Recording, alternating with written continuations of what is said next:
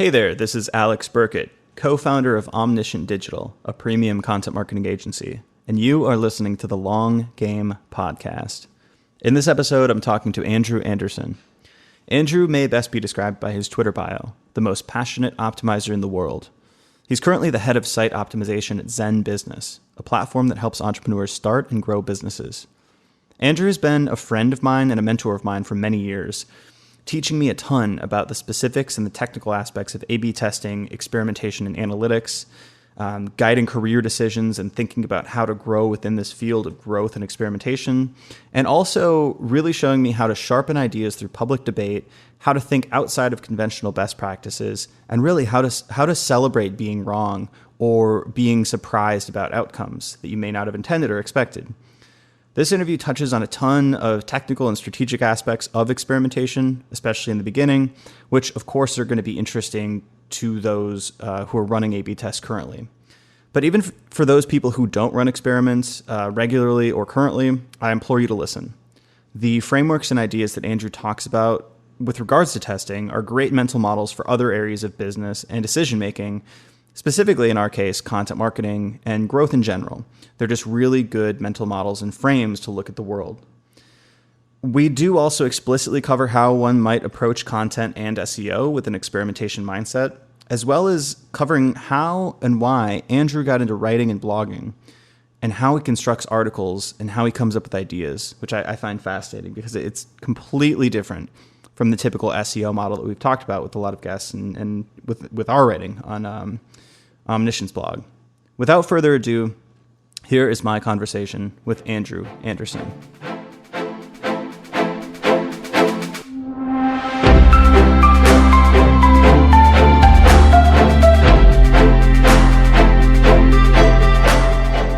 Like, what are you up to nowadays? Yeah, absolutely. So I joined ZenBusiness earlier this year, and part of that was joining originally on the marketing side to run their optimization program. That encompassed kind of changing the discipline, changing how people do things, make sure people are aligned on how to act on data, how to think about optimization. From there, kind of evolved it into creating some process and a team around it to make sure we're doing things, shifting everyone from very much a validating what they believe should happen standpoint to making sure we're looking at everything that's possible, working with all the different leadership to educate them from design to C-level to product and head. Because of that team and because of the success we were able to do, I've shifted actually over to the product side, which isn't really that big a shift, and taken on a lot more of running the existing website and our funnel to help build out a lot of that same discipline and to incorporate a lot more of the discover and exploit methodology that has really led to some big results. All right, so this is a deep one, but this is something I'm really interested in with talking to you all the time. Can you explain the difference between the validation mindset and the discovery and exploit mindset? I think so. Maybe we could start from like the framing of like how most people do conversion rate optimization and experimentation. Sure. I mean, and a lot of people, testing or optimization is really just a way for some different group to go in. I have this one magical solution, or this other site is doing this, or this. I heard about this one tactic. Let's go try this out and see what the impact is. And so from that point, you've already decided kind of what path you're going to go, how you're going to tackle something, and you just want to see if it's positive or negative. And that's where you're just validating ideas. And the problem with this is that's kind of how we're trained our entire lives. You've gone through a school system, right? You're either right or you're wrong, and you get a gold star or you don't. But that's not how the best way to maximize outcomes or maximize profit if you're looking at it from an economic standpoint. Really what you're doing is limiting your chances to a binary of this was better or worse. And if you look at industry averages, it comes out to slightly under 10% success rate for most people. Even the in terms of winning experiments, you mean? In terms of winning experiments, ignoring all the problems with how most people do data analysis. Right. And that's even if people do a couple versions of the same thing. If you're just doing a couple executions of the same thing, well, that adds a little bit, it's really just still validating the same idea. Where discovery and exploitation is very much looking at this from using bandit theory, for those that don't know. And that's really where you talk about, you enter a casino and there's all these different slot machines, and every slot machine has a different payout, right? That's the same thing that you do in real life. Like every tactic you do is going to have a different payout. Some are better, some are worse, but everything has an outcome. And so how do we figure out which slot machine? How do we put money in enough slot machines to figure out which one pays the most while keeping resources back to exploit that information, put the most in the winning? And so what that does is really changes how you do stuff. Instead of looking at this is the one way I think I can solve this, you can start with that. But really what you're saying is we're going to focus on improving our navigation or improving our landing pages. And we're going to look at all the different tactics we can do that and then deconstruct what the best way to tackle that in different phases and different steps are. Easy rule of thumb for that is that pretty much real estate trumps everything. Real estate is size, location, existence, relative position of items. And then the other three can be in any order for most sites, but it's usually presentation and then function and then copy. Give you an example for our current site, copy is actually number 2. Sometimes that's true, sometimes it's not. But that's part of the learning process. Once we do that, then we try to test out as many feasible options, not just the one we want, so we can include that, but we try to build out a test pool of 6, 7, 8 different options and figure out what works better so that we end up, from a math standpoint, we still have the same binary of this could be better or worse, but every option adds more complications, right? I can be better than the previous one. I can be worse than the previous one. I can be better than all of them. And so what you're actually doing is exponentially increasing your chances. And I try to shoot for somewhere between an 80 and 90% success rate, currently existing about 82% as of this morning. And so that's pretty standard. I've been 90% for most places. I've actually went through almost 5 years of never having a losing test. And this is with very difficult rules of action, much more than most groups work with. And the reason for that is, again, we're not focusing on just what we believe was going to work. We're focusing on what's possible and letting the data and the discovery of what matters kind of shift everywhere we go. So in the discovery of what matters, I guess like we could take like a easy example of something like, let's say you've got like a landing page and it's converting less well than the other 20 landing pages. Like it's pretty clear in the analytics. So you're like, all right, there's an opportunity area here. The impact size could be big if we can at least get this up to par with the others. And you see some other landing pages in your industry using social proof, right? Like that's one possible idea or avenue. Or maybe there's like a bunch of iterations within that social proof avenue, but you're saying that like this validation mindset would be taking that first idea. Hey, competitor B is using the language 7,000 plus businesses use our tool. So we're just going to test that out and it's binary. It either passes or fails. And the discovery mechanism is more so like you're still going to use that same insight on this landing page is a high impact area, but you're going to not throw caution to the wind, but you're going to be a little bit more creative in like what sort of options you're deciding to test there, or like how would you approach like what you would even throw into that feasible testing options given that kind of insight? Well, let's take a step back. Just because one page is underperforming another page, that doesn't tell you anything about the efficiency of changes of those pages. True. But let's start with this is the page we're going to tackle. So let's look at the assumptions and everything you said is social proof. Does copy matter? Does social proof as a concept of copy matter? Does execution of that specific 7,000 matter? And how does this measure against other parts of other changes I can make? So based on that and what resources I can come up with a test plan, right? I could say, does changing copy matter than layout? So I might do 3 or 4 different layouts with a change of copy for each one. So I have a couple data points for the execution of that. I can see the 2 different things because like I said, real estate tends to trump. If I don't have the resources for that, I might look at copy versus presentation versus other pieces. So I might do a simple partial factorial MVT of my main copy sections. So I could look at whether the copy part of that is more important than, say, the presentation or the font or whatever. Let's say we're even going to do the copy. Okay, let's take the concept of social proof. What other types of concepts could I have? And what other executions of that? So I might end up with a direct value statement versus social proof versus a FOMO-based messaging and test out 3 or 4 executions each of those. Now, I still could be right. There's still the possibility of that one message trumps it. But if you start looking at the permutations of all those, you're less than 1% chance, where the pool, the whole, is going to have a much higher chance. More importantly, when I'm wrong, I also get to learn something. See, when I'm right, the best case scenario is I just get what I was thought was going to happen. But all the gain, everything I get to learn about what matters, what doesn't, and go in different directions is when I go, hey, I think 7,000 works best, but instead this FOMO messaging worked much better. Okay, where else can I apply that? What other ways can I tackle that? Where does this fit into other parts of the user flow? And so those type of statements you can only do if you're testing in a way that not only challenges that concept, but also tests in multiple executions of those things so you have multiple data points. Yeah, that being wrong, or I guess being surprised, is something that I find really interesting, because I've had to train myself to value that over the past several years of my career, whereas I don't think a lot of people think like that still.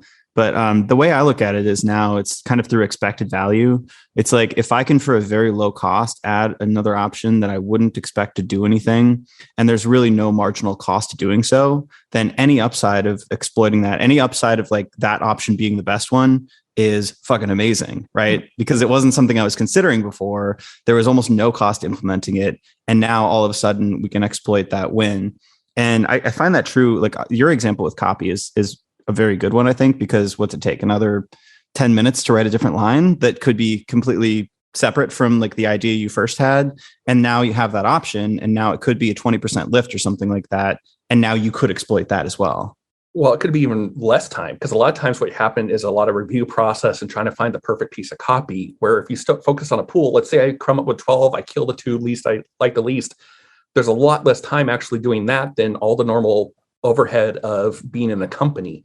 And so it actually frees you up in a lot of cases, and more importantly, gets to spend the time on things that really matter, instead of what I like to call bike shedding, where everyone's just arguing over this is the perfect line or not. Oh, yeah. Whatever that is. And that's actually a much bigger thing. But let's also take a step back, which is the discipline to focus on what matters as opposed to what you think matters. That is by far the number one challenge I face in every organization I've ever worked with. Cognitive dissonance between what you think is going to matter and what the data tells you is so complicated and so hard. And so before I even start working at the company to every moment, everything is about that education piece and creating the focus around that. And even when people are absolutely sure that they don't do that, I have the discipline. Here's how we're going to act. Here's how we're going to build a template for a test.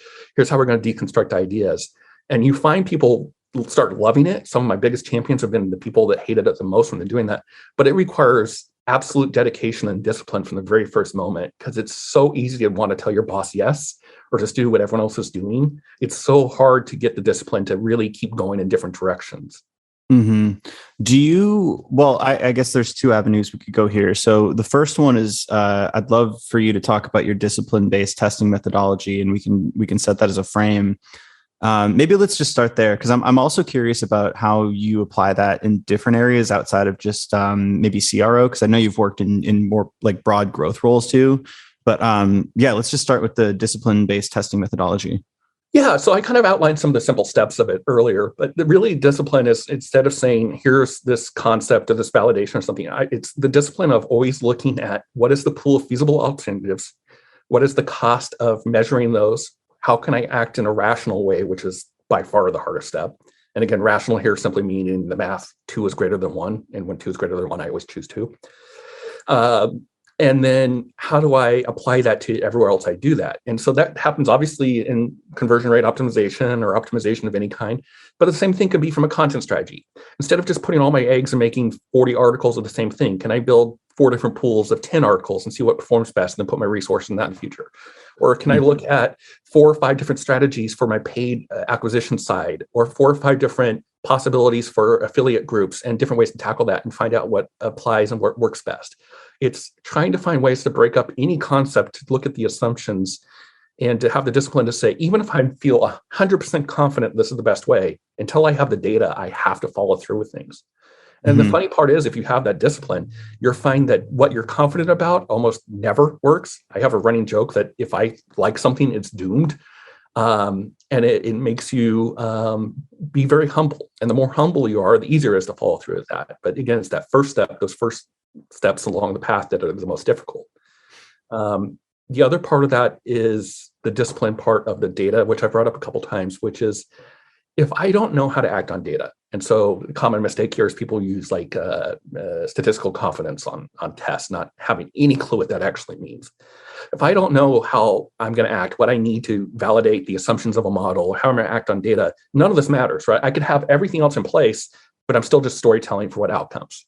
And so like, if I don't know what my natural variances on site is, if I don't know what my normalization curve is, if I don't know what is actionable, what isn't from a test standpoint or from a SEO measurement standpoint, none of this works. So it's also the discipline to know that the data requires very specific ways you look at it. And again, it's the ways you look at it that matter. There's a million ways to look at it wrong. All those you just ignore. It's the one way you need to. And having everyone aligned on what you're going to measure and how you're going to do that's just as much part of the discipline and just a part of the success of this. So it's both the input and the output. Man, the measurement thing is such a huge area because like I've moved across these different areas and like experimentation on a website is sometimes, I don't want to say straightforward, but with an e-commerce site, like you can kind of measure, average order value or revenue per visitor or something like that, right? You can attach a dollar value to it. But now when I'm in this content marketing role, it's like, what the hell do I measure? Like, cause if you do SEO, it's going to take 5-6 months to see any like payback period or feedback. And then there's shorter term metrics you could take that may be trade-offs. Maybe you take that short-term metric that you can track and you forfeit what would have been more important. So I guess like, how do you think about what to measure? Like what matters in terms of a KPI? Well, I mean, end of the day, it has to have a direct relevance to your business. So here's a classic example from e-com, which is measuring people entering the cart. Well, that makes the assumption that there's a linear model between people entering the cart and purchases or AOV and purchases. And I hate to break it to you, but that has never happened in the history of man. And so if you're not saying from an e-com standpoint, am I trying to get more people to make purchases or am I trying to make more money? That helps me understand, do I look at conversion rate or RPV? And by the way, this isn't of what I'm testing. This isn't of this one little area. This is everyone population in the test 100% across. I don't look at micro pieces. I don't try to break it apart. I don't try to get cute with everything. That's just storytelling. Well, that logic applies the same thing with SEO or content, right? If my measure of content is that it needs to lead to leads, or it needs to lead to people entering another part of a long tail purchase cycle, as long as I can agree that there's a direct piece and later measure how well that truth is, I can use that. But for most SEO, you really are talking longer term time strategies. So you'd say, after 2 months, if these things or these 3 months, I'm going to do that. And that's why you don't just all do just SEO, right? You're going to do some SEO, you're going to do some direct content, you got to do a little bit of everything because all these things work on different time schedules. And so you need to know when you're going to apply resources or not. If I know I'm going to create a whole bunch of content and wait for 2 months, well, then I can plan my resources. If I'm just going to keep creating content, what's the point? Yeah, what you said something interesting that I thought about in the SEO context too, which is like this e-commerce example of if you would use something like add to carts as an example. What the two things struck out there: one, maybe it doesn't correlate to business value, but two, it's pretty gameable. Like you can trick people to adding things to your cart through like clever UI tricks and language. And I see that with metrics all the time. So that's one of my like key things that I look for when I'm thinking about KPIs and metrics for teams. Is like, how easy is this to game, or like how easy is this to fake? And a lot of people in content will use something like traffic, or God, worse would be like social shares or something like that. And it's like those just incentivize totally the wrong behavior. Whereas, they're easier to track, but then maybe something more important but harder to fake would be something like leads from content, because then you can get the traffic no matter how you want, but it has to convert to a lead, and you can't fake that. Well, the two classic examples are bounce rate and time on site, which I have an open challenge to anyone. If they can find a direct correlation between those and the site-wide success metric, I will. I've had that open challenge for 10 years, 600 plus companies. No one has ever found it. I'm sure it exists, just random chance. But that's a perfect example of where I can gain bounce rate. I can make stuff happen. I can make it easy to move to another point. But who cares? It doesn't matter if I get 1,000 new page views if I'm only getting one new lead, because the lead's what I make money off of. And so being able to say it's not what I think I want to happen, or I think this is how this is going to happen, but what's going to happen. So another classic example of that is I add a module to a page, or I add an engagement thing, or I add an email capture or something like that. The success is not people interacting with it. The success is what its impact is to the bottom line. You may want less people to interact with it. That same thing is true when we go back to the copy piece. Just because you have a piece of copy and it gets more people from point A to point B, it may be good. You may actually want less people to pay attention to an area. But if you're only measuring one small subset of things instead of the whole, you're always going to get trapped on that. My favorite example of this way back in the day is I was working with a very, very large company who was doing a recommendation engine, and they were recommending these 3 products. And they saw that the recommendation products of those 3 products went up 20%. And so they were celebrating and going across the company and everyone's cheering. And then if you looked at the net whole, the total revenue was down 7%. And there's millions and millions and millions of dollars. And so if you don't have the discipline to look at the whole, it's so easy to find something to make you feel like you're successful when you're really not. That's fascinating. So that made me think too about like these are kind of like test level metrics or campaign level metrics that you could look at, but then there's program level metrics too. And I think this is maybe the most common way that CRO programs are run. Maybe I don't know. I've seen this many times where you've got a baseline conversion rate across the website. Do with that what you will, because there's obviously I can't say the word heterogeneity throughout the website. But let's say your average website conversion is 1%. So that team then gets gold on increasing that baseline conversion rate to 1.2% next quarter. That's pretty common, right? Unfortunately, by the way, the easiest way to do that is to stop getting poor traffic. You're not making more money. Yeah. So that's what I was going to say is it's like if let's say you go viral on Hacker News or you get like a TechCrunch piece or something like that, which is clearly good, right? It's public relations, you get backlinks. There's some of those people are going to become customers, but it's going to convert much, much lower. So it converts at 1/10 the percentage, but it still adds incrementally 50 more leads. Well, your goal is shot, but then your business value actually is potentially increased. So what are you going to do? Just block all that traffic from your site? Or when you're focusing on a linear metric instead of a marginal metric. So the marginal is how much gain or lift I have from a specific action, right? I improved this by 20%. Well, if this thing was already going to go up 30%, I improved it by 20%, it looks like 50%, but I'm only 20% responsible. Same way as if I was going to do it by 30%, I gained 20%, it's down 10%. Well, the 20% is still the truth. That's still the part I had influence on. And so being able to understand the marginal value of actions and only view those as those, and that requires some discipline in understanding causal versus linear analysis, which is something that gets over most people's heads, is very problematic. So the way I measure success for my programs is the success rate, you've already heard me mention, the average lift and the average revenue impact. I also try to make sure I do long tail post feedback so I can look and see how true that is. You're always going to see a range. The other thing to keep in mind, especially from testing or most of these things, is it's not a single value, it's a range of outcomes. So I always report things between, say, 50% to 100%, but I can get narrower if I need to. But it's not like I did this test, I'm going to make $322,000 extra dollars. That's not how the real world works. I'm going to improve this by 10 to 15%, and that's worth probably around this range. And if I do that enough, I will constantly see up. But I don't control if I suddenly have 50 times the normal traffic or if I have a really new source. That's not bad. Why would I penalize someone for that? What I can control what I control, which is what do I do with that population and my marginal impact for that population. Yeah, I think that's interesting. I totally agree. Controlling what you can control and leaving the rest to, I guess, serendipity either way. I think that does take a lot of organizational discipline because it's hard to say like, oh yeah, conversion rate went down overall by 10%, but all of our tests were positive. And like basically what we could control was good. It just turns out that the external factors weren't. So it's like, I guess you don't want to be penalized for things that you can't control or rewarded for things you can't control either, right? Sure, but I would still be looking at to make sure I'm making decisions correctly, because if that's true, what you said, then it probably means I'm not acting on data correctly, which is a far bigger problem than even test strategy for most groups. Right. That could be a canary in the coal mine for sure. Yeah. How did you get into experimentation? So I actually studied to be a high school history teacher. And everyone I know gets into history for different reasons. Like one of my favorite people study laws and how laws get passed and how they go, or how food travels across different populations. I got into history because every tale of history I knew was we thought we were going to do X and we ended up doing Y. We thought we were going to go from the East Coast to the West Coast. We broke down and we're now suddenly in St. Louis. Those type of things are all of history. And so finding the ways that things go against things was kind of what I was interested in, and testing kind of seemed like a natural focus. I actually started out in data and then went into business intelligence and then product and then in testing. But all those were kind of using those same things, kind of building out that discipline I mentioned about. And it's really been over way too long, 18, 19 years now, and keep learning and keep trying to focus myself and keep trying to do those things that I keep growing on that, because the things I learned even 2 or 3 years ago aren't necessarily 100% true now. And the things I learned when I first joined are true, but it's the want to keep learning, the want to keep proving myself wrong. That's what kind of led me into all this. That's interesting.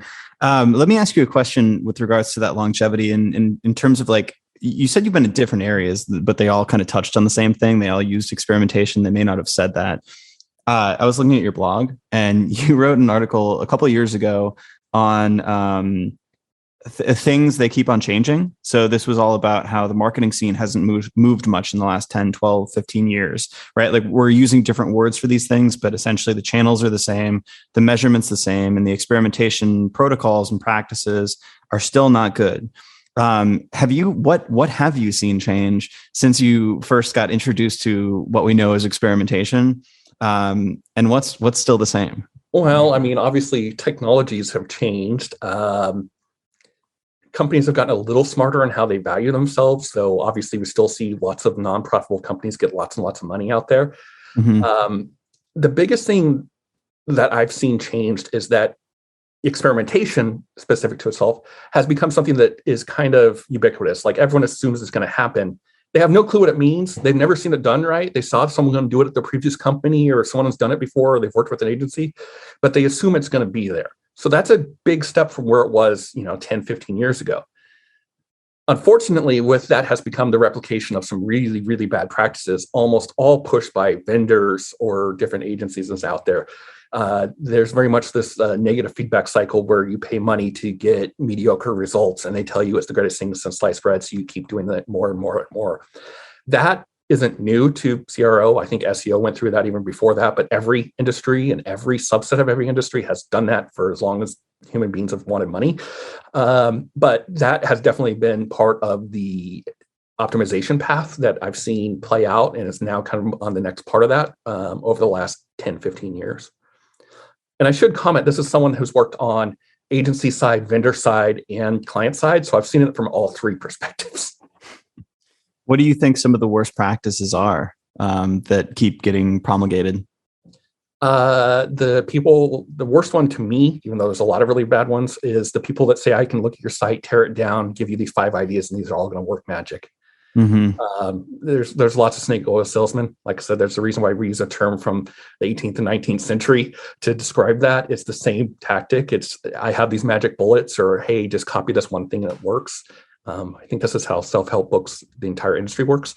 And so I've seen a lot of that. The other one that I think is the worst is people that come from a specific discipline, usually analytics or design, who say, if you just follow these exact same things that this discipline's already doing, but validate it with this testing, you'll see it's the greatest thing. So they're not actually testing. They're not actually optimizing. They're just putting that sheen on the same old story that they've been doing in that discipline. Wait, so you mean a designer taking like design best practices essentially and just kind of applying them through the lens of an A/B test? Or yeah, we're going to test this all out and you're going to see how great it is. And that's what our 8 things, we have all this great design background, or, hey, I can do this, a lot of this linear analysis, so I can tell you exactly where your problems are, and we're going to solve it all. And testing's the way we'll show you that the impact of it is. It's just another form of validation, but it's just using testing or optimization as a tool to prove what you're already doing. Just give it a new name. And that's where you see a lot of people as expansion goes, right? You're pulling people from all these different disciplines and all these things. Those are the things you see the most often. The worst part on top of that is that you create an echo chamber where the same people are doing the same thing. And so they're being validated by the larger industry as a whole. That's not new either, but because the industry is starting to mature, you've seen that a lot more. There's kind of a conflict between that idea of well, the person who says, hey, I can look at your landing page and tell you these 5 things to do, as well as the design person who says, I have these best practices and I know these are going to work.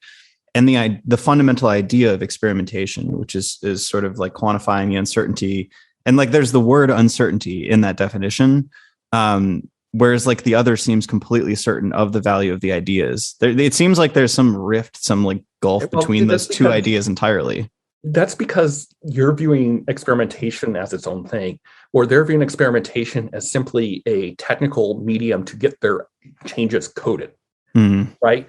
Do this design principle. We're going to use testing to prove it. And testing is how we're going to get coded on the site. Or do this analysis. This is how we get this change. We're going to use testing as the medium to do that. Testing is not anything to do with A/B testing. Testing in that case is just a way around a dev team. Yeah. And how do you conceptualize experimentation and testing? Like, I know you've used the words discovery and exploitation. I've heard, Nassim Taleb talks about tinkering quite a bit, and like the anti-fragile upside of small risks with like a capped downside. But like, how do you conceptualize this whole thing that we call experimentation, testing, CRO, whatever it is? So way back when I first started a product way too long ago, I got some really good advice by a very famous name that I don't really want to mention right now. But she mentioned that product is really the discipline to look at three things and balance them. It's what users want, what users need, and what the business needs. And companies get out of control, get out of success when they focus on only one or two of those and they don't balance those three. So to me, what users want, I can get very easy. But what users need, that's where experimentation comes in. That's where I can actually measure those things and do that. And the more ways I can create decision points where I can discover and go in different directions and use this kind of feed future things and to figure out what's best, that helps shape that entire strategy and helps me view it as part of that holistic whole. Like I can't be successful without that because there's no way I could interview 1 million users and they could all tell me that they like red over blue, but it does not mean that red is better than blue. It just tells me that they say that red is more than blue. I mean, Malcolm Gladwell talks about this all the time. What the need part there is 100% down to how do I discover what they need? How do I figure out, give them the option to see what they need and then do that. And then I can balance that between where the company wants and where the users want. So to me, it's part of the holistic strategy. It's just a means to an end of creating decision points in the discovery. And so the more of those, the more I can tinker, the more I can keep my costs low, the more I can come up with feasible alternatives, the more I can get every part of this machine to be more efficient, the lower the cost, the more the gain I from that. It's when everything becomes this massive effort that even if I wanted to do that, then the cost overhead just gets out of the way. So it's both from the product discipline, or at least the business strategy discipline, and then the efficiency discipline. I'm always working on both ends of that, and that's kind of where it fits in. Yeah, there's an interesting, so there, you're mapping it towards a goal, a business goal, and then there's like an optimization function within that, trying to constantly improve both the system and the outcomes. But what was interesting is you emphasize I think they call it stated versus revealed preferences. And it's kind of like when people like take surveys for who they're going to vote for, and then like they do something different in the voting booth. And I think our friend Rob Balin, who used to write for CXL, I think he wrote a whole article about this on like customer volition or something like that. Experimentation to you is a way to remove that entirely and strip away the bias and the justification, the narratives that people tell themselves when they're taking these surveys and these qualitative things, these attitudinal things, and just watch what they do. And to basically optimize based on that. Exactly. Everyone thinks that we rationalize, then we do an action. But that's not how the human brain works. We do an action, then we rationalize. We just don't realize it because we think it the other way around. And so they could have the best of intentions. You know, it's the Malcolm Gladwell story of if you ask everyone what they want this dark, rich, heady brew of coffee. But what does everyone buy? Medium, bland, French vanilla with some cream in it. And there's a difference between what they think they want, what they say they want, and what they really want. And by testing and getting it down to the data and being very clear on those things, none of that matters. I could believe whatever I want. Like I tell people, I could believe I can fly. It doesn't matter until I jump off the roof and see if I can. I can take all those things away, strip it down to the barest thing, and only what they need comes to the forefront.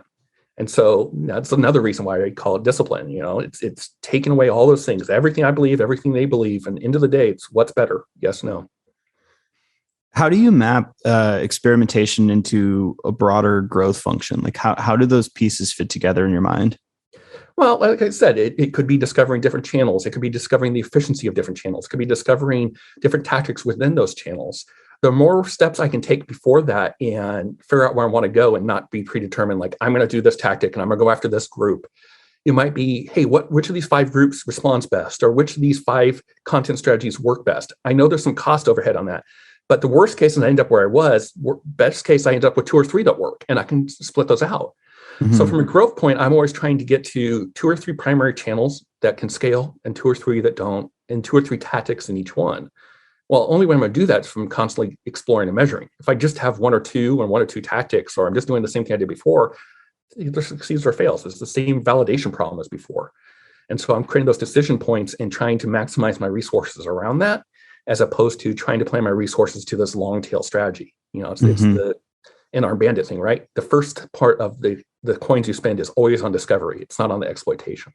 Mm-hmm. How much, that's really interesting. It's almost like experimentation is the kind of domain agnostic methodology, and growth would be like the function to which you're optimizing. It's like through which channels you're going to grow the business, whatever growth means for you.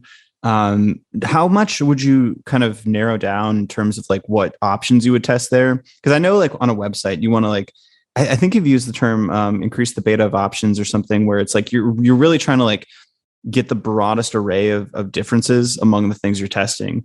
But when it comes to channel testing, sometimes there's more cost associated with that, right? Like pink versus black on a website, like that's an easy thing to set up.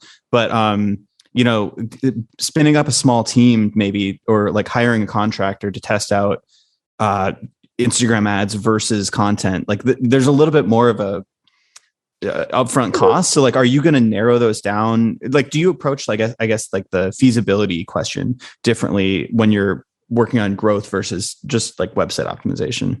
Sure, but there's two parts, right? You want the beta of the pool, which is, you know, the range of the options from each other, not from one point to another. So I can include what I think will work best, but I also need to look at everything else.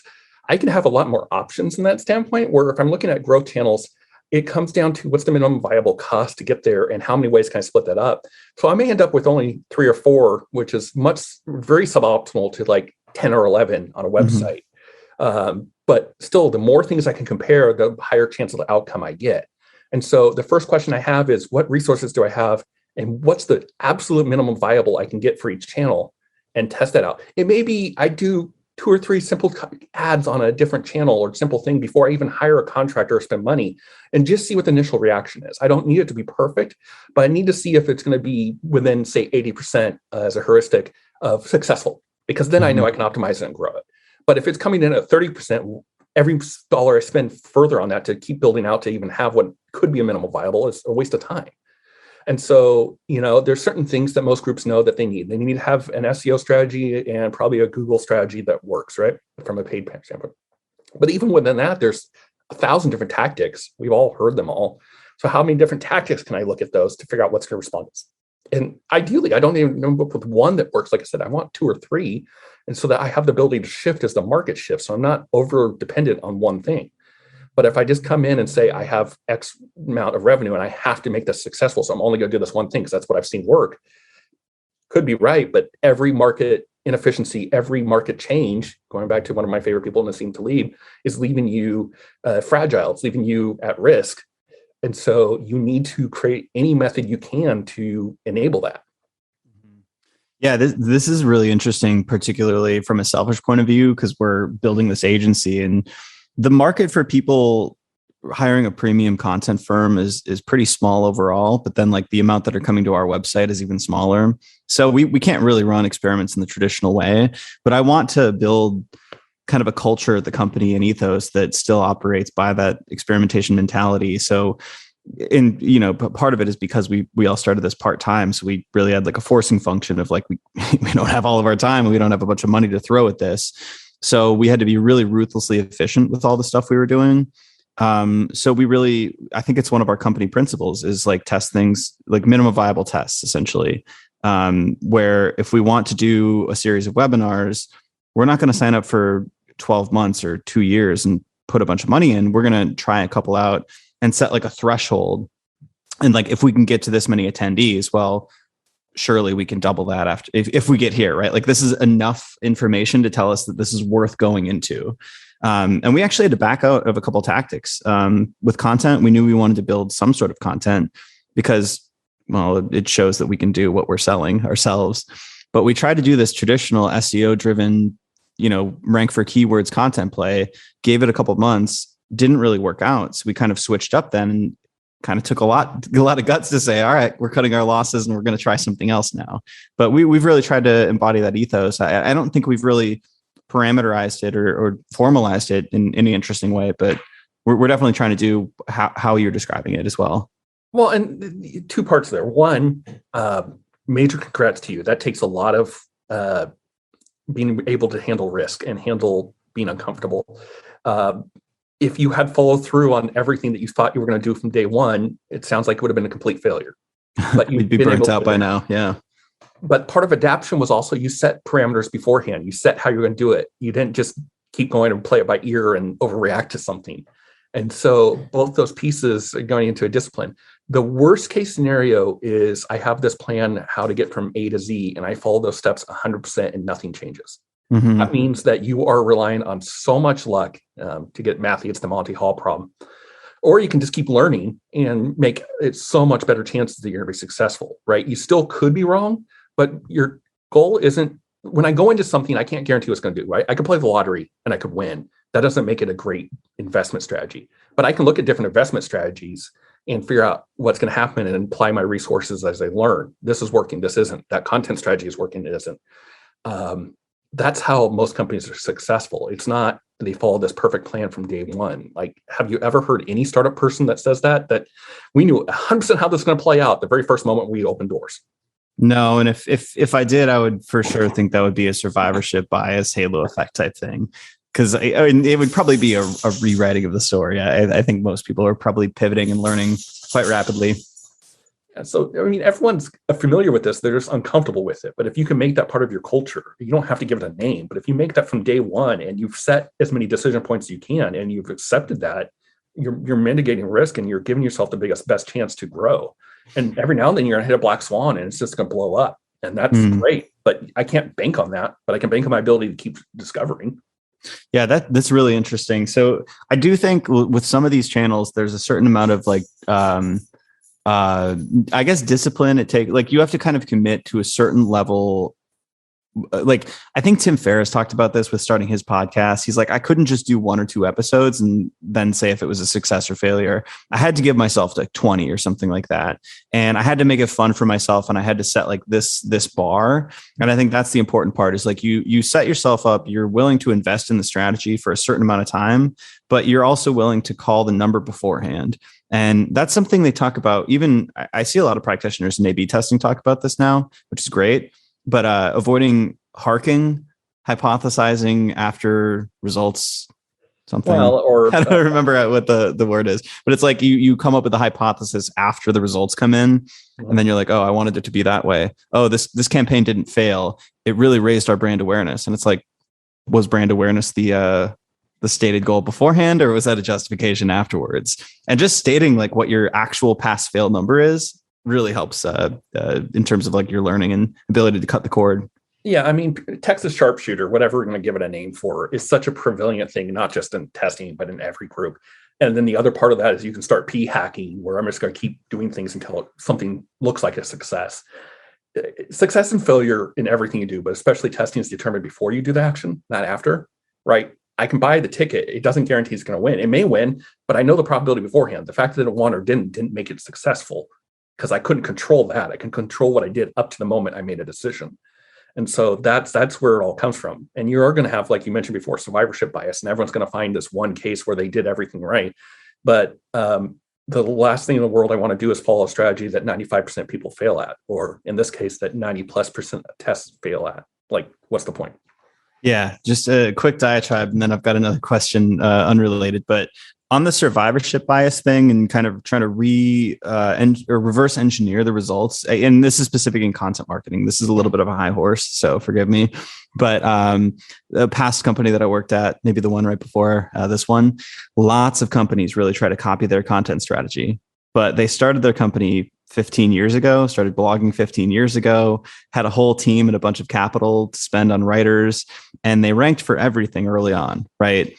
And if you think you could do that now in 2021, maybe you should try to reverse engineer what they do. But it's like, if you don't have every single variable and all the timing and all of the other things that you're not including in that calculation, right, then reverse engineering somebody's success, like you've got a different deck of cards that you're playing with, right? So instead of like trying to reverse engineer it, you could pick some principles and set it up in a sort of experimentation methodology and really look at what the best case for you would be. But yeah, that halo effect is very strong in content marketing. Well, even if they did the same thing now, they would have to compete with them.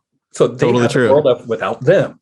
And so it's also irrelevant what worked 15 years ago, because you're not in the market 15 years ago. What matters today? And so getting caught up on what your competitors do, or getting caught up on what the 5,000-pound gorilla in the room does, it's not what your job is. Your job isn't to go from 1 to 5. Your job is to go from 1 and figure out what I can influence above it, to use your analogy from before. That's cool. I love that. Is there anything about CRO that you've changed your mind about recently, or experimentation, or whatever you want to say? There's a lot of small minutia stuff, especially on the math side. I think the biggest thing I've changed is I used to be of the believer that no matter what size of organization, you need an optimization team, an optimization discipline. I've since changed that to kind of what I described before, which is you need to have the discovery mindset in everything. The team that does that is irrelevant. By the way, where they sit is irrelevant. But if you don't have the discipline, you don't have the discovery mindset and try to build that into everything you do, that's where your failure is. So I used to kind of call the tactic itself the problem instead of the actual core thing that's causing the symptoms. And that's really where I've shifted. Yeah, it's interesting. I've been thinking about all of this as more of an operating system or mindset, even instead of like a key person or a team that owns like experimentation. I think that obviously is important in many organizations, especially at scale, but really like the idea of it has been what has mattered to me, and like treating problems as an experimentation or a bandit explore exploit problem. So yeah, that's interesting. Well, and the other thing that gets out of the who owns budget for what, and it gets out of the I own this or don't. Like those things are noise and they happen in every corporation, every group. And that's where a lot of groups get caught up on. But if you view that as just symptoms of the problem, then you can actually deal with the core problem and those things just kind of go away. If everyone has the explore exploit thing, then we're all working towards a common goal, speaking a common language, and budget and overhead and who owns it is just noise. It's just an arbitrary decision.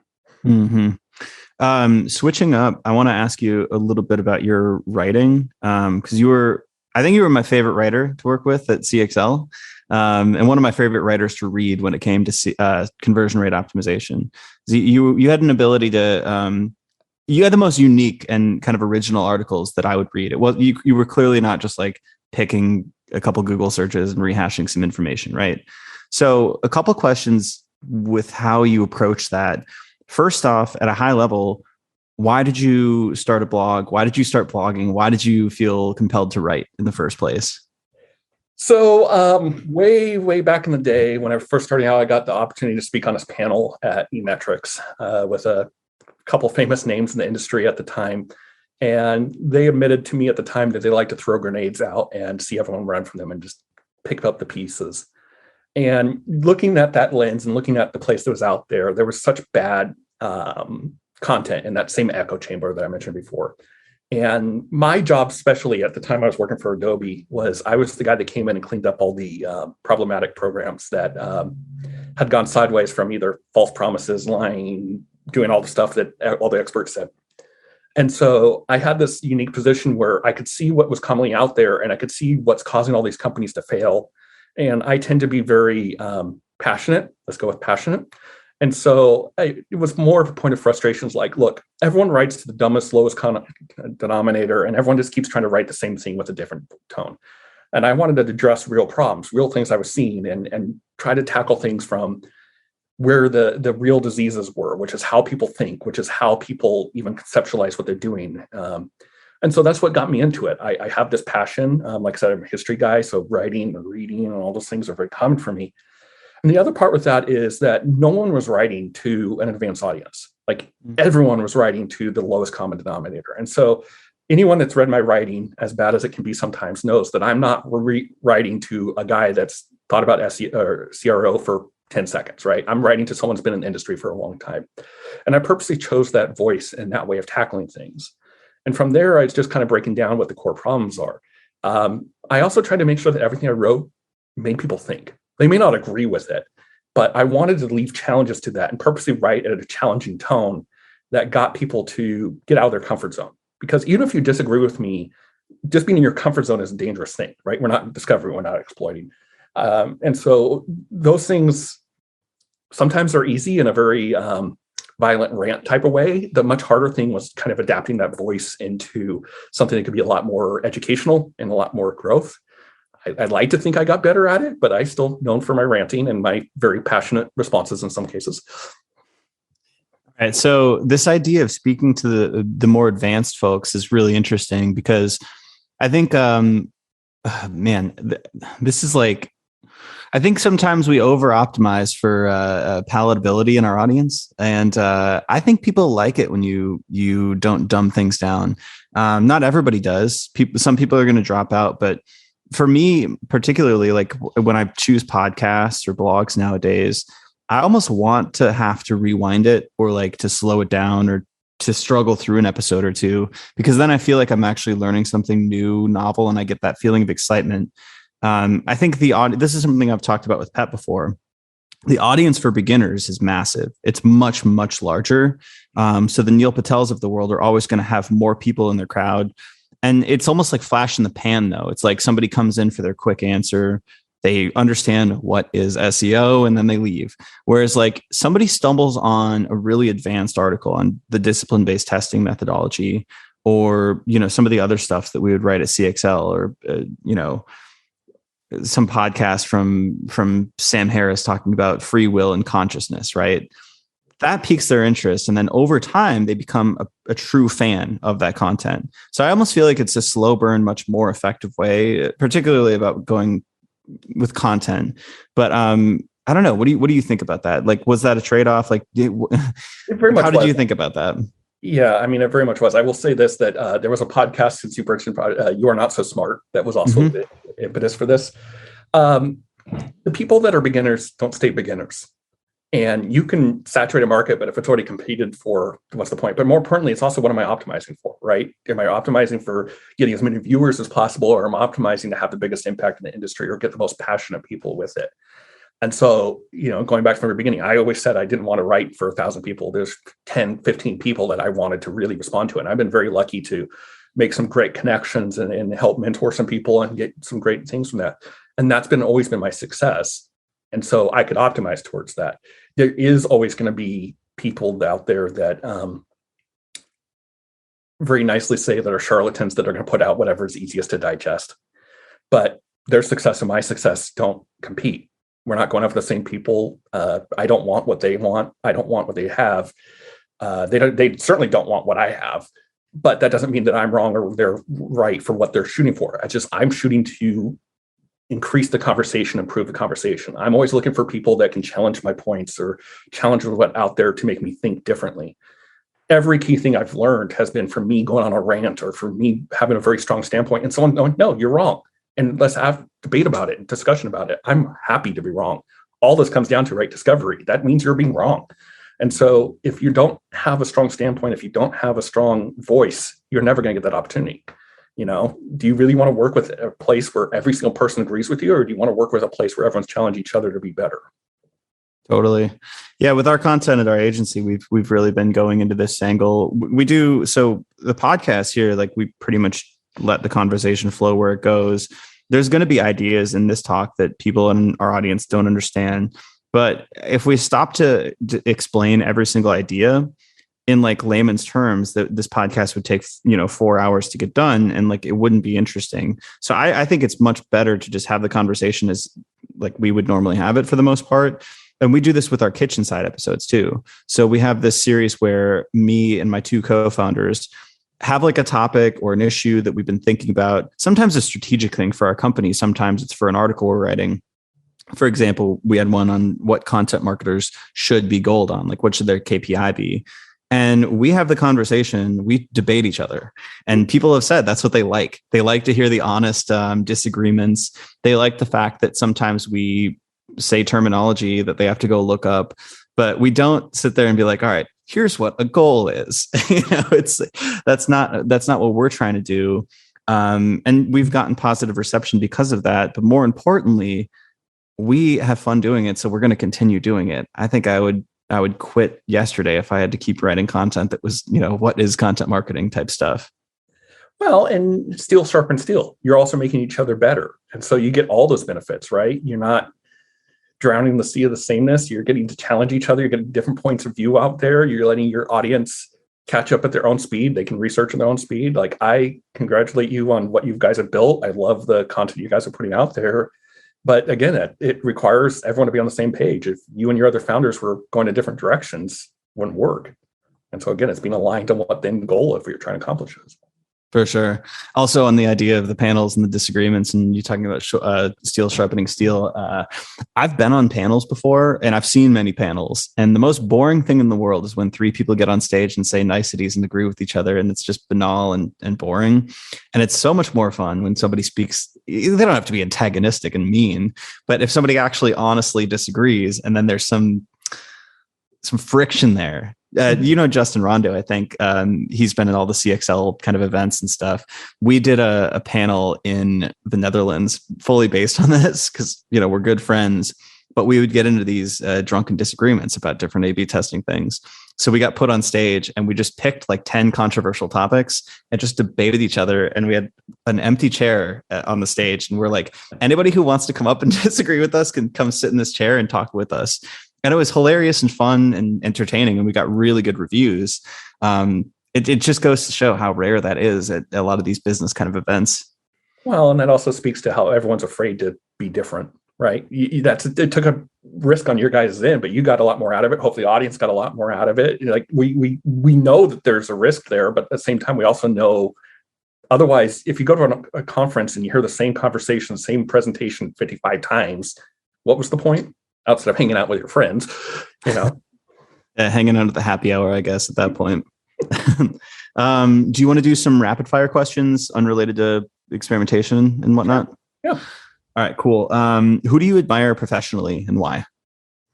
Well, I think Nassim Taleb has come up a few times in this conversation. Obviously, he's my favorite challenging thinker. He has a very strong point of view. He tends to call people out. Doesn't mean I always agree with him or you can follow everything he does. It takes a lot of effort, but I love that the fact that he's always willing to be a counter voice, even when he's wrong.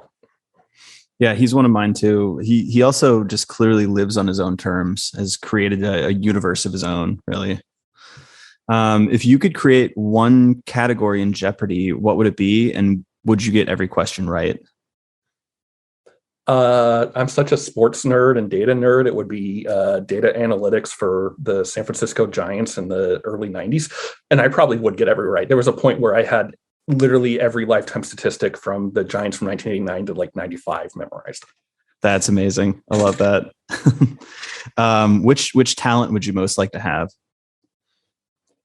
I mean, I really admire people that are able to captivate their audiences in ways that I'm not. I can challenge people on their ideas and stuff, but I'm not the most engrossing. And I think that that's such a fascinating talent to build that out. I'm very much of the analytical mind instead of the show and actor presentation mind. And being able to mirror those things together would really change a lot of what I do. Yeah, that would be an incredibly useful skill. Do you consider yourself more scientific or artistic? Well, I think I kind of answered that, but I think it's definitely analytic. Scientific can have a lot of different meanings, and people completely misunderstand scientific method 99% of the time, as the vaccine debate will prove. But I would say analytic is 100% how I view myself. Mm-hmm. If you could have dinner with one person, dead or alive, who would it be? Oh, wow. I'm going to tease out from a history thing and probably say Andrew